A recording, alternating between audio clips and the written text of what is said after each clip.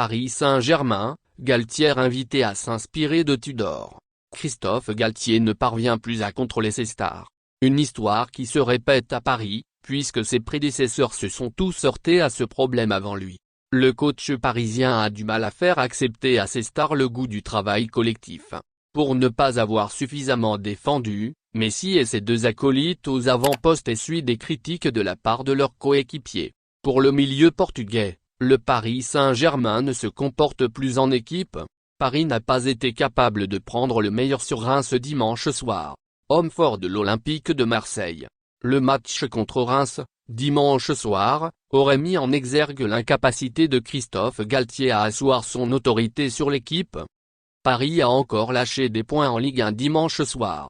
Contre Reims, l'équipe de la capitale a concédé le nul à domicile. Même si le but encaissé est intervenu dans les arrêts du jeu et que le Paris Saint-Germain a joué à 10, ce résultat n'est pas scandaleux. L'équipe de Wilsty a fait plus que tenir tête à celle de Galtier.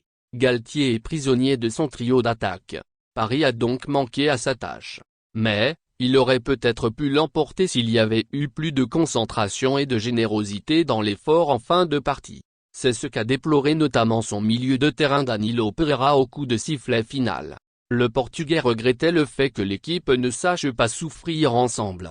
Ce constat, le célèbre journaliste Stéphane Gouy l'a aussi fait. Pour lui, la contre-performance essuyée est en partie due à la réticence qu'ont les attaquants de participer au travail défensif. Et pour cela, il met en avant la responsabilité de l'entraîneur. La prestation défensive des trois de devant, on n'en voit rien, a-t-il déclaré sur RMC. Je pense Galtier, le travail à l'entraînement, mais Messi et Neymar ne courent pas. C'est quand même la base. L'ancien présentateur de Canal+ conseille à Galtier de prendre exemple sur son homologue marseillais Igor Tudor. Galtier est prisonnier de ce trio d'attaque. Il est obligé de les mettre. Ils sont intouchables. Galtier ne peut pas le faire. Tudor sort Matteo Guendouzi, le joueur hip de l'Olympique de Marseille, dès la mi-temps. Galtier ne serait pas capable de faire ça. Il n'a pas cette liberté. C'est un club politique. L'objectif n'est pas de construire la meilleure équipe. C'est un inversement complet des repères sportifs. Même son de cloche chez son collègue Daniel Riolo, qui ne manque jamais l'occasion de descendre l'équipe parisienne et sa direction. Ils n'ont jamais été aussi mauvais surtout le long d'un mois comme ça. On a essayé cette semaine de nous vendre des articles sur Galtier, la crise des gilets jaunes. Attention, un 4-4-2 à plat. La hiérarchie, de ceux qui doivent se sacrifier pour le collectif, est dessinée en fonction des résultats.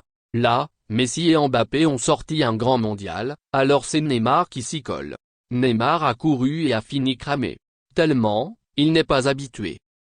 Merci de bien vouloir activer la cloche et de cliquer sur j'aime.